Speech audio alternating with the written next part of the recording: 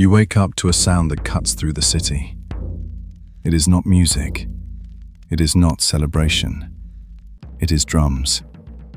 They do not announce the start of the day. They announce that someone is going to die. You do not know who. You do not know when. But you know one thing. If blood is not spilled, the sun may not rise tomorrow.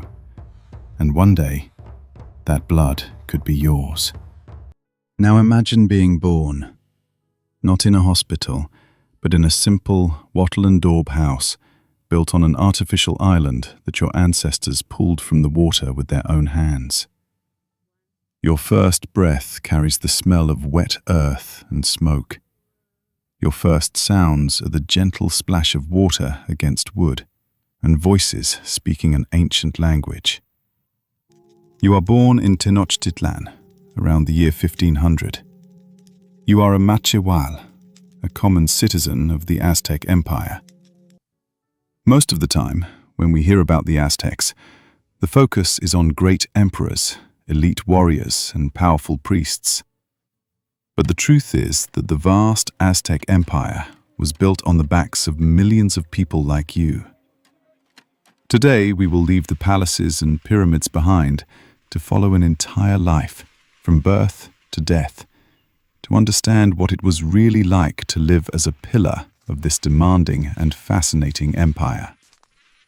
This is a story written not in monuments, but in the waters of canals and in the cornfields floating on Lake Texcoco. Your life begins inside a calpulli. More than a neighborhood, the calpulli is a clan, families who share land, responsibilities, and a common ancestor. Your home, a jacal, is simple. Adobe walls, a thatched roof, a floor of packed earth. There is no furniture. The family sleeps on woven reed mats called petates. But the most important thing is not the house. It is the day you are born.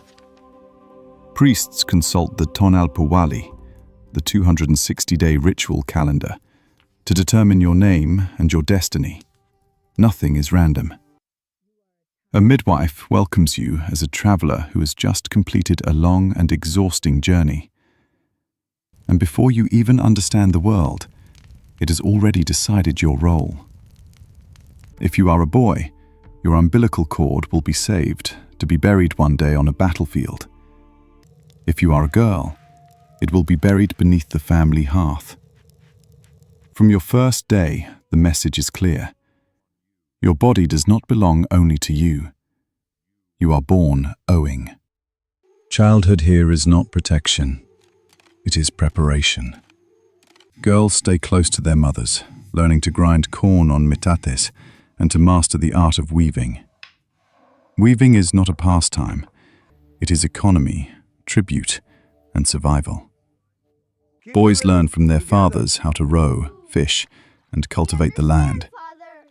Discipline is strict. Punishments are harsh. Cold, smoke, thorns. Not out of cruelty, but because a weak adult is seen as a threat to the order of the world. From an early age, you learn to purify yourself in the lake or in the temazcal, the steam bath used to cleanse both body and spirit. Cleanliness is not comfort, it is duty. At 15, life changes. You enter the Telpochcali, the house of the young men. There you learn history and traditions, but above all, you learn how to fight. Every Aztec man is, before anything else, a potential warrior. And every lesson you learn points to the same truth. One mistake can follow you for the rest of your life. Around the age of 20, marriage arrives. It is rarely a personal choice. Families within the calpulli arrange the union with the help of a professional matchmaker. During the ceremony, your tunic is tied to your bride's blouse. The knot symbolizes something simple and heavy. From now on, you do not live for yourself.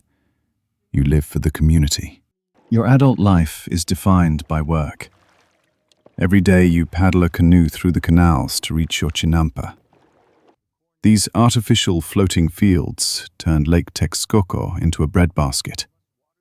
Using fertile mud from the lake bed, you grow corn, beans, and squash, the three sisters. With a wooden digging stick called a koa, you plant, harvest, and begin again. Up to 3 harvests per year, the city depends on it.